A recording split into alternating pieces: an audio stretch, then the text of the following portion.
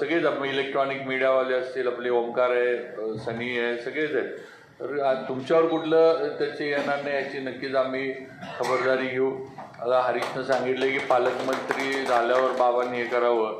मला आता हळूहळू भीती वाटायला लागली. पहिला म्हटलं तर जर अजून ती जर आहे पालकमंत्र्याचं, पहिला मला वाटते जे आमदार मंत्री आणि सगळ्यांचं पत्रकारांना आत घ्यायचं का नाही हे जे भांडण मागं होतं, बरोबर आहे का?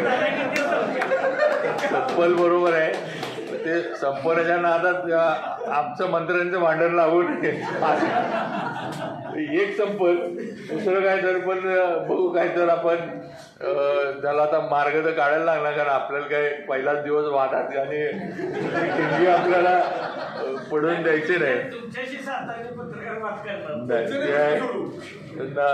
बघू आपण आता जी ज्या त्या वेळेला होईल त्यावेळेला होईल. पण आज एक आहे की विनोद म्हटला ती वस्तुस्थिती आहे की आज 26 वर्षांत म्हणजे भाऊसाहेब महाराजांच्या नंतर आपल्या सातारला मंत्रिपद आलं नव्हतं. 26 वर्ष म्हणजे तसं बघितलं तब्बल 30 वर्ष तरी सातारला मंत्रिपद नव्हतं. आणि एक जनरल मी म्हणजे आता इलेक्शनच्या ह्याच्यामध्ये ज्यावेळेला सगळीकडे प्रचाराला फिरत होतो मी, खरं म्हणजे वर सुद्धा आमचे पक्षाचे जी प्रमुख मंडळी आहेत त्यांना सांगितलं की म्हटलं नुसतं मला संधी द्या ह्याच्यापेक्षा आज एक मतदारसंघातली एक हे झाले की मतदारसंघाला मंत्रिपद मिळालं पाहिजे. म्हणजे हे मंत्रिपद मला म्हणजे मी जरी आमदार असलो तरी आज मला मिळालेलं नाही, हे सातारला मिळालेलं आहे असं मला पण वाटतंय. कारण सातारकरांची एक मनापासून इच्छा होती की आता ह्या वेळेला आपल्या साताराला मतदारसंघाला मंत्रिपदाची संधी ही मिळाली पाहिजे.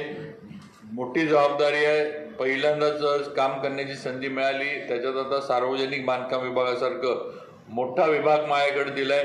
एकीकडं तुम्हाला पण माहिती आहे की या विभागातनं काम भरपूर करता येतं आणि या विभागामुळं बदनामी पण तेवढीच, आरोप प्रत्यारोप तेवढं वस्तुस्थिती आहे, काहीतरी खोटं बोलायचं नाही. कारण सार्वजनिक बांधकाम विभाग म्हटलं की बदल्या हा जो विषय आहे हा 100% जे काम करणारे आहेत त्यांच्यावर कुठं ना कुठं ठपका, कुठं ना कुठं आरोप प्रत्यारोपात आहे. त्यामुळं तारेवरची कसरत याच्या माध्यमातून आपल्याला करायला लागणार आहे, मला करायला लागणार आहे हे मला माहीत आहे. आणि नक्की माझं एक आहे की साताऱ्यामध्ये सुद्धा आज नुसतंच आपला जावळी किंवा सातारा नाही तर काम करत असताना नक्की मी जिल्ह्यासाठी काम करीन हे आपल्याला इथं 100% सांगू इच्छितो.